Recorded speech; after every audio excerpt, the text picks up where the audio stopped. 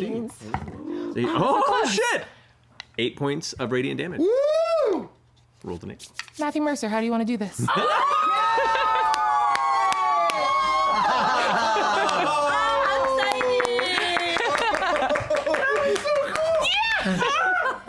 Whoa! That's what it feels like! That's cool! That was so cool to see Matthew Mercer get his own How Do You Want to Do This in the episode 1 of Exandria Unlimited, which is what we're going to do a DC breakdown of right now. I'm filming the part 2 of this episode right now after filming the part 1, which released earlier this week. I don't know how well it did or if you guys liked it or not, so we'll see how it goes after that. Again, leave me comments down below if you want me to do a continuation and follow Exandria Unlimited or go in a different direction, or maybe I don't do these breakdowns. But I genuinely have so much fun doing these, and there's multiple things in this episode that I'm going to break down that I've never seen people really talk about. Really subtle things at the table and next level dungeon master moves that I have never seen any dungeon master do, and oh my god, do I want to do it from some of the stuff Aabria does. And yes, of course, we're going to break down the first combat with some next level player moves between a brand new player and Matt Mercer himself, and see some interesting dynamics there and how everybody at the table can learn from it. So let's go. Timeout. I'm saying this again because I haven't seen the comment section of the first video, but this is just my opinion on watching this awesome episode. These are all professionals, including the 2 players who are professional actors in some capacities and stuff. But it's really awesome to see gameplay of this kind and be able to break it down in some way and have conversations about it, that we can take that knowledge and bring it to our tables. Because I want to celebrate the really cool things that happen, but I also want to stop and break down and think about, and have you guys think about too, some different things that could happen, and if there's different ways that could feel better and learn. And of course, spoiler alerts for the back half of the episode. This is episode 1 of Exandria Unlimited, but I want to still say that there isn't anything absolutely game-shattering that happens as far as lore or nuggets, and you could totally watch this and then see the breakdown and maybe watch the episode after, however you want to do it yourself, but there's your warning. I absolutely love that 2 of these players are brand new, and the interaction I'm going to be talking about here in just a minute is between Robbie, brand new first-time player, and Matt Mercer, who's played this for his whole life. And there's a really cool interaction that happens between them that we're going to break down, but I'm not criticizing, I'm not being critical of it too much. I just want to talk about that because every single person that I've talked to about this moment has had that happen in some way, and there's lots of different things that the new player can do, the veteran player can do, and the dungeon master can do. And we're just going to talk about it. So here we go. So the first thing we're diving into is a DM nugget that I've never seen anyone do before. Aabria drops this meta nugget to the audience, and here's what I'm talking about. She asks everybody. I need everyone to make a perception check. And they all fail the roll, all of them. Did anyone get higher than 18? Says the DC. I love that. That's a whole nother conversation we could talk about. But saying the DC out loud and seeing if everyone hits it. So then if anyone does, they know it's straight up. But if everyone fails, they know what that bar was. And now it's kind of like, let's see what happens. No. 16. 13. They all fail. Unbeknownst to you, but the camera catches as one person. What? Unbeknownst to you, she is literally about to tell them completely metagaming knowledge. Oh my god, it's metagaming. No, don't do it. This is terrible. No, I love it. It's crazy. I've never thought to do this because I'm probably overly cautious about that metagame knowledge that everybody worries about, and the characters acting on the information that they shouldn't know. But she's literally going into, the camera pulls back. First of all, I really kind of like the cinematic feel of that. Brynley Mulligan does that a lot too with some of the descriptions. But Aabria does this such cool, camera pulls back and looks over in Opal's direction and slinks into the crowd, almost disappearing immediately, and moves away. So they don't see what she just said. And Liam actually talks about it too in a second. So that's what we didn't see. That's so freaking cool that now the players know, and there's this like sense of like eeriness or creepiness that they all have. So I'm inspired to try that out whenever everyone fails the roll. You know, sometimes, yes, you want to leave the roll as a mystery, and that could be its own tool. But Abria's adding another tool to my DM toolkit right now of, if I want to say everybody make a perception check and then okay, we keep going. Maybe that's the vibe that I want to hit at the table. Let that linger. Be like, what did we not see? And it's all a big mystery. But then sometimes maybe it would be a better idea to actually say something and give them some type of meta level information, which is really interesting. I've been so averse and cautious of that, but to see it in action was really, really cool. So props to you, Aabria. That's awesome. I wanted to show this part too. You don't catch it in the flow of everything happening. But that's off our radar. Yep. Okay. No, you're right. You're right. Some things are just for the audience. Mm-hmm. Sorry for that. I love that. I love that. So cool. Okay, the second thing we're getting into is also a little bit of meta clue giving knowledge from the Dungeon Master and something to do with alignment. So basically they find some really powerful magic item in some way, or it has some weird aura about it. And they pull it out and they're very cautious about if they touch it or not or whatever. And the first time that happens, where any type of close interactions happening, one of the players, Robbie's character, got really sick and just like almost like vomited and just felt nauseous. And then Liam's character gets the same thing, but she asked this question. What's your alignment? I would say I've not thought about this till now. I love that because that's a whole nother side tangent. We can go off on alignment. Comment below if you want me to do a video on my thoughts on alignment. But alignment is not something that's set in stone, right? So asking for someone for their alignment, I mean, that's totally fine. A lot of people are like, oh, the character alignment is, but alignment's very much a part of D&D. I love the chaotic, neutral, and lawful side of things, the good and evil sway of things, you know. But again, that would be a whole video. But in this moment, what's your character's alignment? Like right now, alignment can change in this dynamic, of course, but asking this right now, really making him reflect on everything. And then he says, Neutral good. The moment your toe touches it, you feel doubled over with like cramps. So they're trying. This is part of the clues type of knowledge. Is when you're giving players clues about magic items. I love this. I don't like the identify spell. I think it's kind of lame to be like, oh, it does this exactly, but you know it has its place. With these powerful type magic items, they're trying to almost figure it out. It is a puzzle. This is a section of puzzle or exploration, if you want to think of it like that. This is the puzzle that they're having to solve of like, what is this thing? What does it do? How bad is it? How is it triggered? Who is affected negatively by it? All this kind of stuff. But later on, Matt's character touches it. What's your alignment? Chaotic neutral. Pick it up. It's fine. Oh, there we go. So he says neutral and it's fine now, which now just gets my brain going. Is this meta knowledge? Is this type of thing like what we're talking about here? Yes, it's not really something, you know, knowing their alignments, and she's asking them specifically for their alignment. But this is a really cool way to be a little bit more heavy-handed with the clue, asking for it, and now there's really something going on, and they can start thinking about what's going on. Next up is a really cool moment between Amy and Matt that I think is handled really, really cool. Is she basically had to go do this task. They were given specific instructions by an NPC to go drop off this bag, and they had to do an illusory script to be able to put this insignia on the whole thing. And illusory script is a spell that it's very understandable that brand new players like Amy does not know every single spell and what it does and what the whole even that concept is in the first place of having to do this specific type of thing. And illusory script, she just literally wrote on the bag and thought that was exactly what she needed to do as the player and as even the character. So let's see what happens. So I just drew the symbol on the little bag and I tossed it in, and hopefully Not that's magical. enough for Pasca. Did you put the like illusory script on it like she asked? Yeah. And I love that Matt knows that she did not use illusory script. I don't even know if she has that capability to be able to do that. Probably not. But and then I love how his reaction, he just goes right along with it. I love it. I love it. Is that okay? Yeah. That's incredible. Make a deception check against your insight. Against my insight. No, you're going to make a deception check. Oh. He's going to make an insight check because you I still don't think that Amy has realized that she's lying in this whole thing. So I really want to see how this whole thing plays out. You'll see. absolutely did not do illusory script. You know that's a spell, right? Oh. There it is. You can see her face. Oh, let's rewind that. Because you absolutely did not do illusory script. You know that's a spell, right? So this is a great moment for a new player that didn't realize that they actually didn't do something. Like, that's totally fine, and they have to deal with the aftermath of it, and their character and the player are synced up in this moment. And now she's like, oh no, I definitely didn't do that. And it's really cool to see. Let's keep watching. It was a magical thing. Great. No, she didn't do that. Nope, she did not. She used a Sharpie. Used a pen. Just give her autograph. All right. Well, so it's an 18.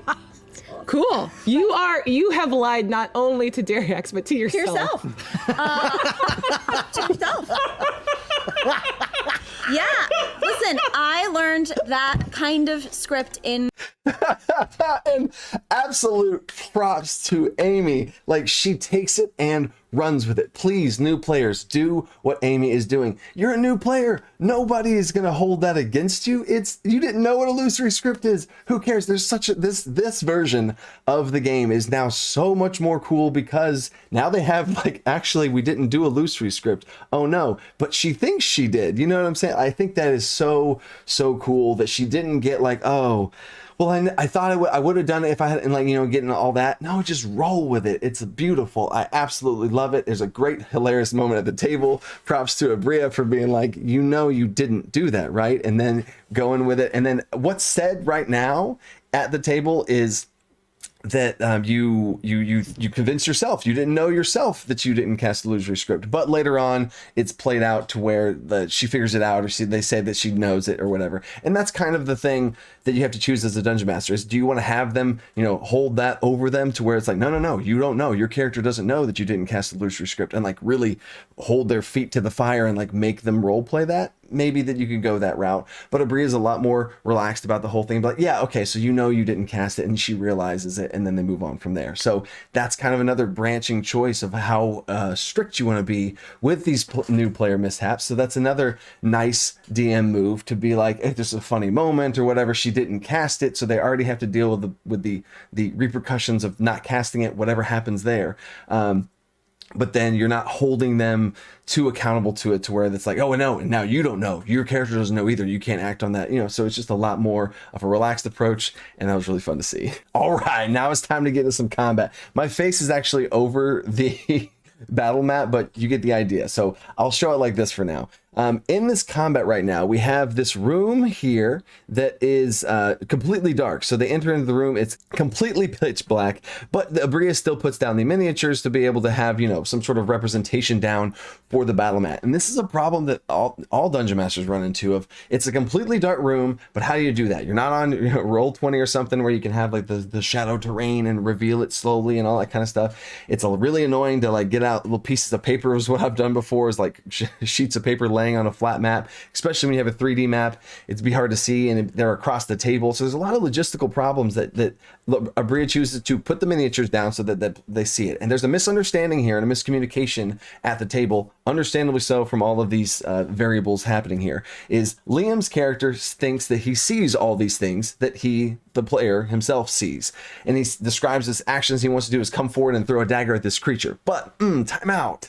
The problem is you actually don't see that person. Aabria is going to get into it right here. But let me say this too real quick. Matt actually catches on to this whole issue that's happening in the first place and says like, oh, is there? You'll see. No light source in this place?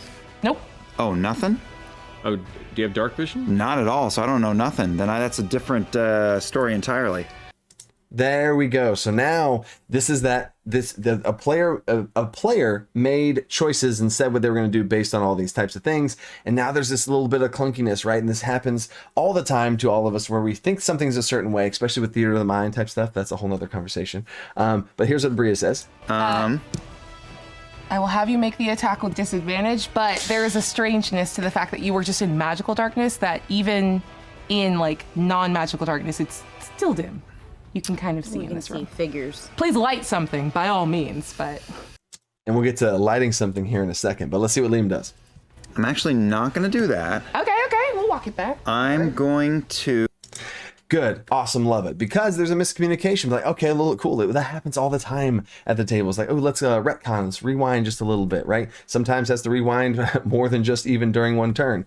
But now he gets to kind of say whatever he wants to do, and it's not as ideal. And the dark thing. So this is a thing we have to think about as dungeon masters at the table: is how are we going to put down miniatures, making sure we're clear with like what you can or can't see and all that kind of stuff. But I wanted to highlight this moment of kind of clunkiness or kind of oops stuff, because a really cool thing happens in a second. So here's what he does instead.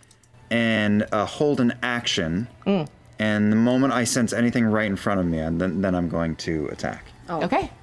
So he, rules as written, holds his action and says the condition to be anything in front of him, he's going to attack it. Okay, so there it is. Now, I'm sure that's not what Liam wanted to do on his turn, and they kind of had it taken away from him, which by all means, you should be at disadvantage attacking in the dark. You can't see anything, no dark vision, all that kind of stuff. So I completely understand everything that went down, but it does kind of just, it puts a little bit of a bad taste in your mouth for the player, because you're like, I mean, I want to do something. Now I'm just sitting there holding my turn. Right? But here's what happens that's really awesome here. And let's get to it. All right, after Liam went, now it's Amy's turn. Amy's went forward. She ran further into the room. She has dark vision, I'm pretty sure. And she casts Witch Bolt. Big flash of lightning that Aabria described fills the room for a second, and a momentary moment of vision where everyone is lit up just for a second, though, for the lightning flash, right? So this is a cool moment. I want you to watch Liam right now. Watch Liam. You can see, as a player, there's something in his mind he wants to voice, but he waits for a good spot to do it. So props Including for one that. that looks a little meaner than the rest. You can see him. It's standing over here. Perfect. So I'm just gonna hang Almost. out there for now. Perfect. GM, I don't think I was clear in my description. I had to Love this. And this is another communication and how to resolve communication issues that happen all the time on both the players and Dungeon Master side. Dungeon Master be accommodating to what the player was trying to do. Everyone's going to feel great. So this is all great stuff right here. Liam's going to explain what he wanted to do because he sees that his character isn't in the position that he wanted his character to be in. So Orem run in front of sorry. Fern, 10 feet in front of her. Okay, you want to be here? Yep, yes, please. Yeah, okay. My bad. No worries. Absolutely. So cool. Now that he's in the spot, he said what he wants to say, but then watch what Aabria does here. Next level DM, Take watch. your action in that flash of light where you're able to like get the lay of the land. I'm happy to give you that Yeah, I mean, it moment. was looking for a threat, so I'll take that. Boom, awesome, done. Now everyone is happy. I would love to talk to Aabria about this, but I know on the back of her Dungeon Master mind, she had to realize that player has been maybe felt slighted. At least that's how I think it. Whenever I'm Dungeon Mastering something like that, I have to do like sorry, buddy, but this is kind of how it has to go. I keep that in the back of my mind because, I mean, it makes me feel bad, honestly, but I want to make sure to try and be aware of that. So then this really flash of light moment happens. He's like saying about like, oh, and maybe him asking that question sparked that little, spot in their head. He runs forward. Hey, the flash of light, I'll give you your action right now, even though that's not what he said his hold action was. His held action was not to throw anything. So it goes against what his held action was, but she knows what his overall intent was. So she allows him to make this exception or whatever, to make this attack when he normally wouldn't have been able to. I love it. All right, now moving through combat a little bit, it's about to be Matt's turn, but here's another side thing that Aabria does that I'd have a whole video where I talk about things that you can do as a Dungeon Master to run faster. She gives a heads up to the other players. All right, Dariax, you're up, and Fern, you're on deck. Dariax is up, Fern's on deck. This gives Fern a heads up to where Ashley's like, oh, okay, I'm next. I can start thinking about, as a druid, what type of things I want to do. So it keeps this game going. Awesome little side bonus tip there. Watch what Matt does here, okay? I just want you to watch it, and then we'll talk about it. Okay. People are having a hard time looking around here. Shit. I'm gonna go ahead and lumber kind of right next to Orem over there, kind of getting right in front of Dorian. Okay. Be like, protect me! And I'm gonna go ahead and cast light on the tip of my spear. Yep. And kind of halt it up to try and light the room around me. So Nice. I'll have a better view of what's going on. What a team player. Describing what his actions are of lumbering forward, just a little bit of extra descriptions there.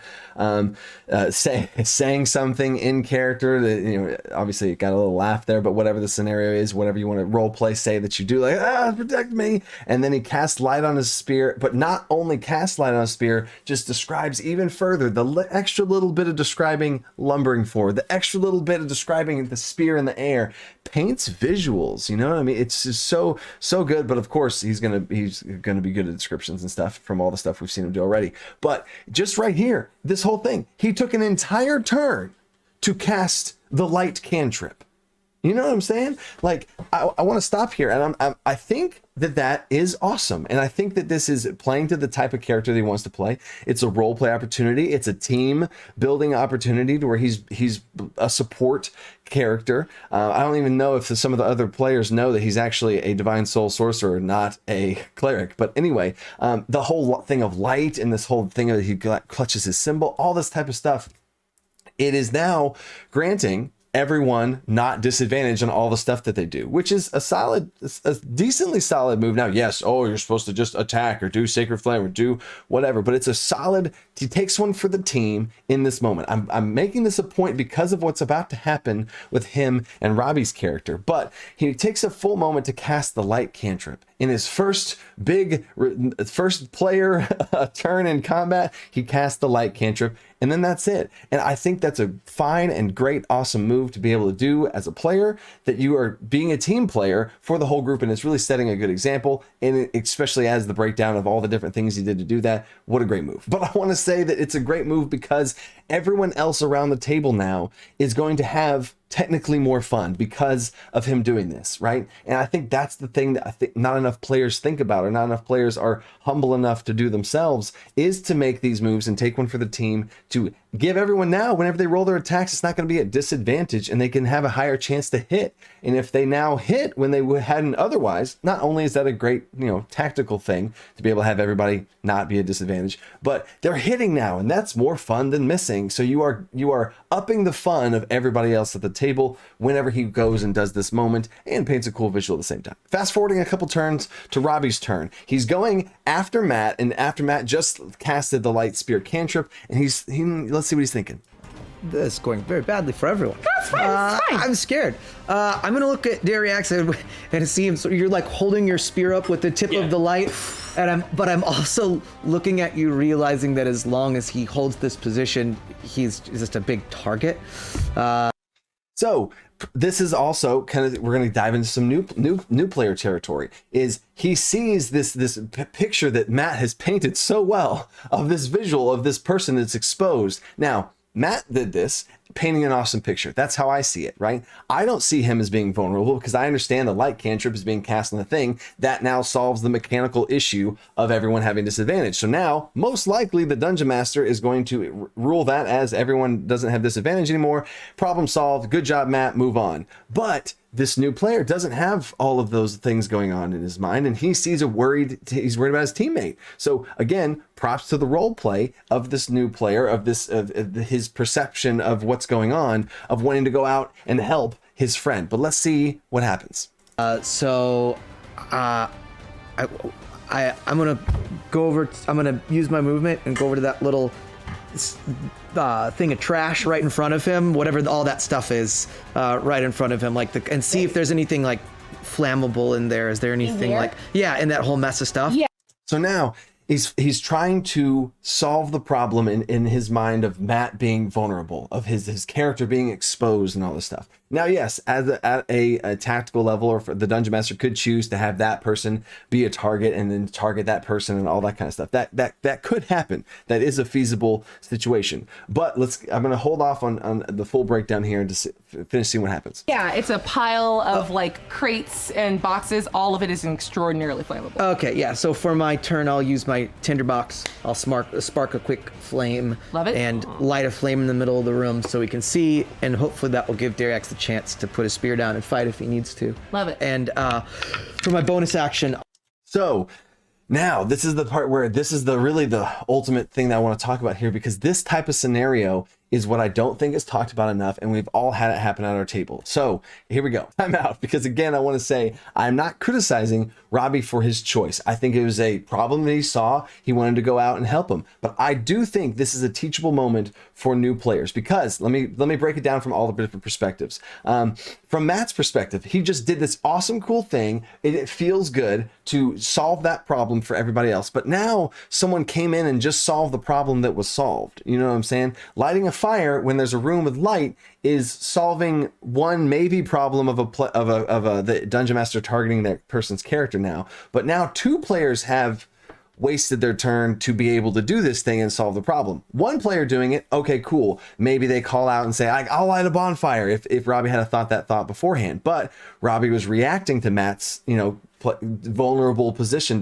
that was he viewed to be vulnerable, of holding this light cantrip. But Matt already solved that problem. So then, and this is the part that I'm talking about, it can kind of feel bad for Matt's character to I just solved this problem, but then now somebody goes and double dips and solves the same problem, and then now I guess Matt can have a bad feeling as a player, like, I could have done something else in my turn if they're already going to go do that. So it just becomes inefficient or can kind of lead to some little moments there. Now, from the Dungeon Master's perspective, this is maybe a time where I would step in and intervene to be like, okay, well, what are you trying to do? Because this is, again, a new player that wants to try and accomplish something, and they have this turn and they have this thought in their head about this person being vulnerable. So whenever they start to describe it, the tinderbox, be like, are you trying to, well, right now, the room's already well lit by the spear, and really, it's not necessarily a huge target on his back. Yes, I guess he's the source of light, but there's a lot of stuff going on in the combat right now, so it's not like he's too terribly vulnerable. I'm just clarifying so you don't think that he's actually this huge target that now everyone's going to focus in on.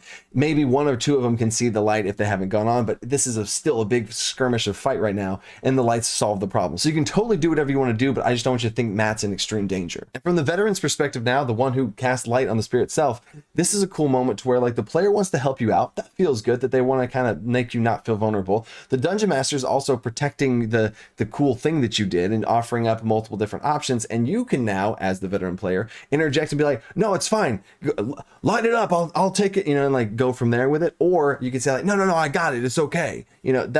That's all I wanted to say with this whole thing. And these are the type of conversations that I don't think happen enough, that we can talk about these interesting spots where do you interject and do you give some tips to a new player to help them learn the game more, or do you stop and just let it go? Because as you saw when he's saying all this stuff, watch Aabria and Matt's reactions. And I'll use my tinderbox. I'll spark a quick flame. Love it. And light a flame in the middle of the room so we can see, and hopefully that will give Dariax the chance to put his spear down and fight if he needs to. Love it. And for my bonus action, And this is now what I want to talk about, with the reaction of Matt and Aabria to the situation is supportive and all that kind of stuff. And this is the biggest thing that I want to also say. It might sound like I'm about to contradict myself, but you want to support these new players and all the decisions that they make, however crazy, however efficient, or however min-maxed or not that they are. It is a great role play thing for this person, this Robbie, who's really, he I feel like as a person and his character is very much a team player and like loves the kind of the camaraderie of the whole thing, and it's really cool to see him embrace that. And this action of him doing that is very much in line with what he would do. So allowing players to play the way that they want to do and being like, love it, cool, all right, sweet, I see it, and like Aabria affirming all these things, Matt nodding his head, all that kind of stuff. That's the way they wanted to roll it. Then let it happen and go with it. So I know it just sounded like I contradict myself heavily, but that's the type of conversations that it has to fit to your table. Is the player receptive and wanting to learn how to optimize them the way that they play, or are they wanting to truly role play in this moment? But I think there's a gray area there to be able to have like, hey, he's actually fine. Oh no, that's fine. I still want to be able to protect, so he doesn't have to worry about it. I really want to protect him, and this is the best way I can do it. Like, awesome, cool. And then everyone's on the same page. So I'm trying to, again, offer up multiple different ways to think about these scenarios that happen, because there are some times where a player can feel like, oh, well, I just did that, and there's these little subconscious or not talked about moments that I want to kind of get out there. So I really want to see what you guys' thoughts are. This is kind of the highlight of this thing, as far as this weird little gray area. I want to comment down below. I want to see what your thoughts are on this, because this is the type of stuff that I really want to get into. And now the moment you've all been waiting for, Matt Mercer getting his own how do you want to do this. Here's the description leading up to it. Got it. Then I'll be like, it's a little bit hard to see, so I'm just going to go ahead and jump off the pile towards the two boxes that are in the center of the room. Yep. So real quick, so y'all can see, this is his character right here, and he's going to go jump off of these boxes. So he's going to hop off these boxes, run it right here, hop up on these boxes, jump to attack this situation in the back right here. And getting a running start, kicking up onto them, and then jumping in the air in that direction and casting Sacred Flame while I'm in midair towards the guy so that comes into view. Yes! Cover, go ahead. Yes. So the cool thing right here that I want to reference is Aabria never asked him for any type of checks to do any of those things. This is another moment as Dungeon Masters. Choose how strict you want to be on these things, because I guarantee you, if a Dungeon Master was like, oh, well, okay, you're going to jump off boxes? Acrobatics check. Oh, you're going to climb up on boxes? Oh, athletics check. Oh, you're going to jump off the boxes? Give me an acrobatics check again. Like, oh my gosh, that would be terrible. So many checks. I could totally understand asking for just a general check for just like the athletics or acrobatics in some capacity to see how well it goes. But even then, you would take away from what's about to happen. So check this out. By the way, this is all about the attack. We'll get to my horrible landing in a moment. Oh no. But exactly. Aabria didn't ask him for a check, but Matt almost, I don't know if this is what they're actually thinking about, but he's going along with, I wasn't asked for a check on this thing, but I'm going to play into the possibility of this not going the best because I'm, however nimble his character is. But here we go. So he gets to make a dex save. Yes. We could be heroes just for one day. Does a 12 make it? A 12 fails at a 13 DC. Beans. Oh, shit! 8 points of radiant damage. Woo! Rolled an 8. Matthew Mercer, how do you want to do this? Look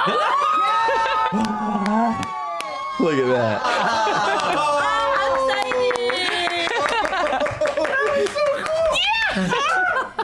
Whoa! That's what it feels like! That's cool!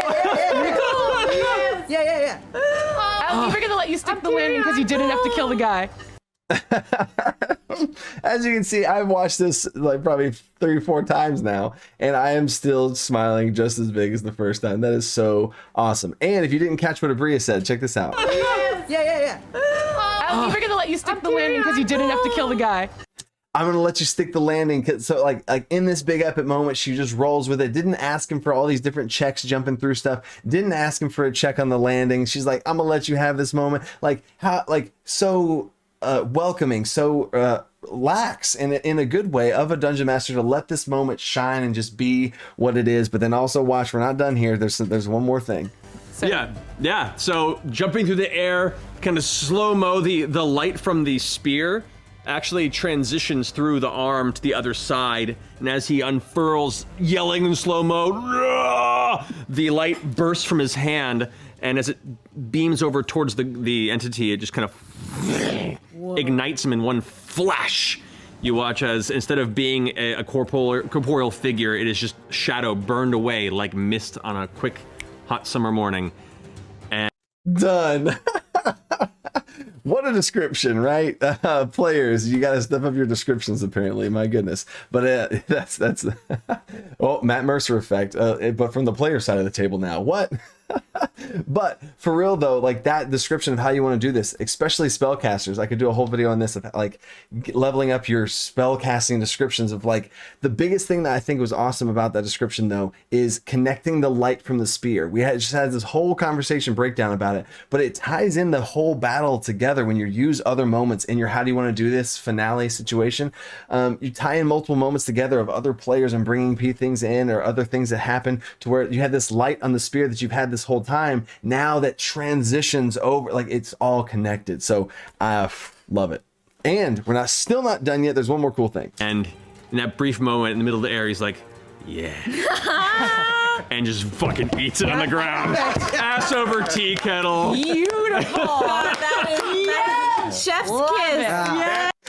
Yes, exactly. This was the thing, the cherry icing on top, whatever, right? Is that he was not asked to do the role. He was not asked for any type of checks. The dungeon master said you stick the landing, but he sees this playing out in a certain way. He wants to stay true to what would happen. He wants to not be too cool for school. He's humble enough, whatever you want to say it, to where his character just eats it, right? It has this huge, awesome, epic moment, and then just like that's because that's what would happen. And in my head, that's really what feels like what would happen. And now the moment, because the player played into what would happen, good or bad, just what would happen, it just feels so good. And like they're all just cheering and laughing about it because they did it to themselves. He says that he just falls and all that kind of stuff. So props, I love it. That was the feel-good movie of the year. Just a bunch of badass idiots. Yep. Basically. Badass idiots. Couldn't say it better myself. Now, if you stuck around this long, I have no idea how long the video is at this point. I'm just having too much fun doing this whole thing. But Aabria started this thing off with a really cool way of doing this like camera position situation. But then at the end of this episode, so again, spoilers for the very, very ending, it was so cool. My jaw literally dropped. I've never seen this be done, but it was done just to us. So I'm really interested to see. Again, I haven't seen the very beginning, episode 2 yet. I'm really interested to see what happens at the beginning of the next session and if the players know this or not. So here we go. There's 2 parts to this one. Right here is the actual ending of the session that I thought was done really in a really cool way, and the response from the players you can also tell. So this is the very, very tail end bit. It's still gonna be fun. And with that, you walk out of the warehouse and into whatever's going to come next. But that's a story for next week.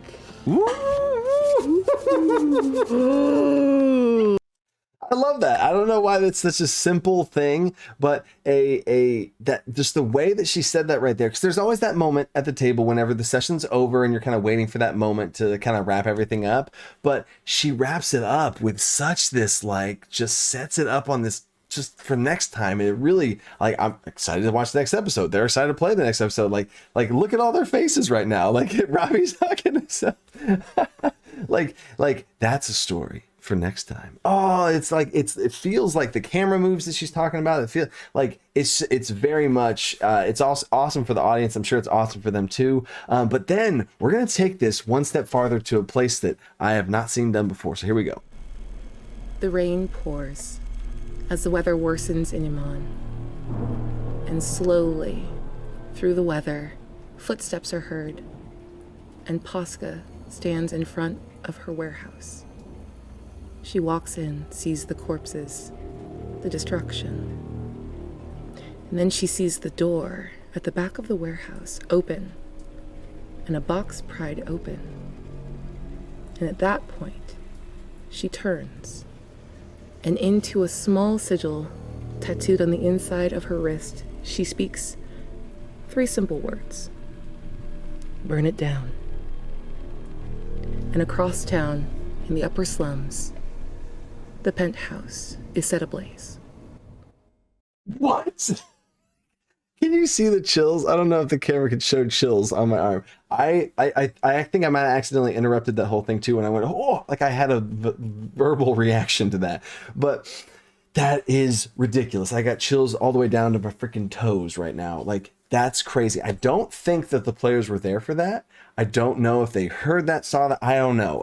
But we'll see at the beginning of next time. But that is so cool from just an audience perspective. If that's all we get and they didn't get that, that is so cool. And that needs to be done more, I feel like. I don't know. Because for us, a lot of times we're on the same page as the players and we only see in these things, these live plays, what they see. But to have little notes like that from the Dungeon Master of like what's happening behind the scene and like what we know, that just adds a whole nother level. It takes it to a entire new level of what this is, of what's possible with D&D live plays, of having us know some information that the players don't, having us and like getting us into that gray area between Dungeon Master and player.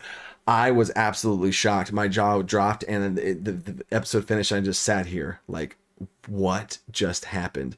That's so freaking cool. Love it, love it, love it. There's the full breakdown of episode 1 of Exandria Unlimited. Again, let me know in the comments what you guys want to see, what your guys' thoughts were on something like this. I hope you understand that I'm genuinely coming from a good place whenever I do this. I have loved up so much the brand new players. I love all the different stuff that the new Dungeon Master Aabria is doing. It's awesome to see Matt play as a player, and then I've always loved Liam and Ashley in all the different types of characters that they've done. To see this new setup is so awesome. Yes, you should celebrate all the things that you do and all these cool moments that are had at the table, and that's awesome, and things that we all enjoy, and you have good moments from that at the table. But I want to talk about from the professional level, because all of these people are professionals at the biggest live play stage that there is. So I would love to have these conversations about learning from mistakes, and I put quotations around mistakes because it feels bad to say that, and I don't want to pay people like, oh, he's just criticizing he's being too critical again of all of this. But I want to talk about these times at the table that I've seen new players act on information that they didn't understand about, or think that something was a certain way when really it's this way, and being able to have those conversations or miscommunications at the table about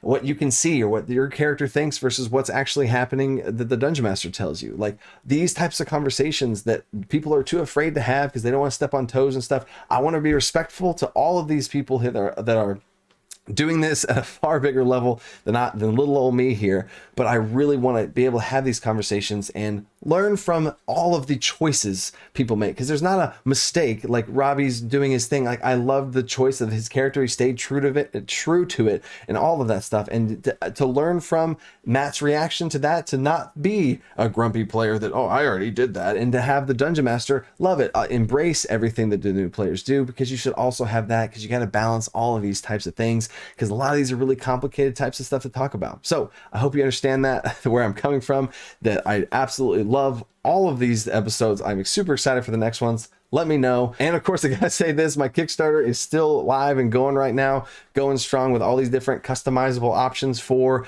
your Dungeons and Dragons game. It's the same thing of what I'm saying here about all these different options and choices we have to play the game. I'm trying to give you rule options in the 5th edition expansion of a modular rule set and stuff. It's going to be linked down in the description. There's been plenty of posts about it. If you're interested in it, check that out. And until next time, stay creative and think outside the box. Peace.